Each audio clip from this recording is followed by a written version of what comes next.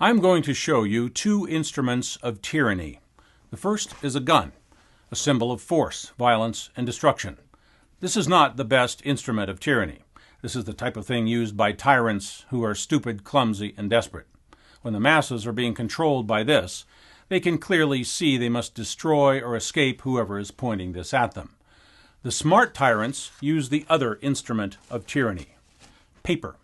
The paper on which is printed the auto registration you must show, the proof of insurance you must show, the tax form that you must file, the permit or license that you must pay for, the application you must fill out. Whether we realize it or not, we only submit to this because we are being threatened by this. What if we knew they did not have this? Would we do this? I wouldn't. When we do this, we are really reacting to this, tyranny. But just as a gun can be pointed in two directions, paper can be used by all parties. How can you use the power of paper? One way is something called an affidavit. An affidavit seems simple and harmless. It's simply a sworn statement of fact signed by a notary. But a lot more people have been robbed with this than with this. A properly executed affidavit is law until it is rebutted by another affidavit. Suppose you send your mortgage lender an affidavit that says, you just discovered that the loan documents they asked you to sign have misrepresentations, lack of disclosure, or fraud. If you are wrong, you may go to jail for perjury.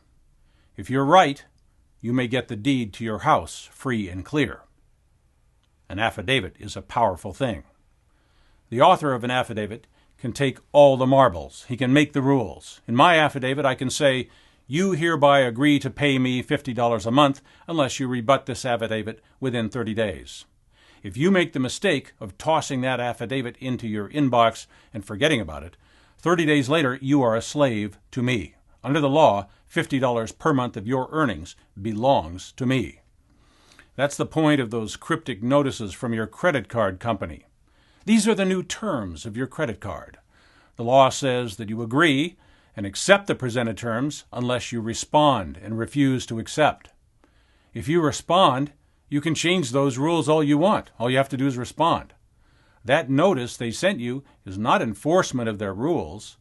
That is an opportunity for you to agree with their rules by remaining silent.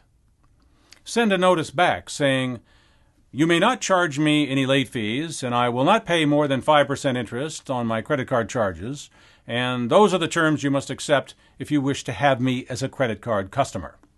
If the credit card company does not rebut or cancel your card within your time limit, you are legally entitled to the terms you offer.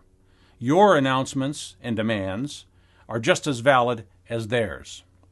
If your notice is in the form of an affidavit, no judge, court, or officer may deny your claim, and the credit card company may not impose different terms unless you agree to them either by response or by silence. As odd as it seems, it's probably not a good idea to ever sign anything that you did not write yourself. If you write it, it benefits you.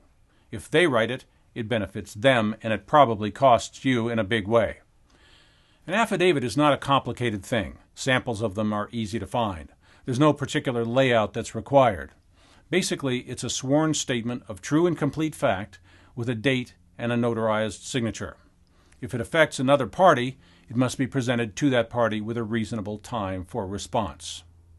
Large institutions are very good at sending notices, but they are not very good at reading and responding to notices they receive. That is not your problem. Institutional size and bureaucratic incompetence is not an excuse for anything. Send them the notice and hold them to the terms contained in that notice. If they refuse your terms, change the terms or walk away from the relationship. Just make sure that you always play by your rules, not theirs. That's what the Declaration of Independence is. Our rules, not theirs. Just as tyranny comes in many forms, revolutions come in many forms. We can have a nice, nonviolent revolution. We can even do it all through the mail if we borrow a trick that institutions use against us. If this is used more effectively, then nobody will have to use this. but don't do it if you don't know what you're doing. Paper can be dangerous. I'm Jerry Day, and this is Matrix News Network.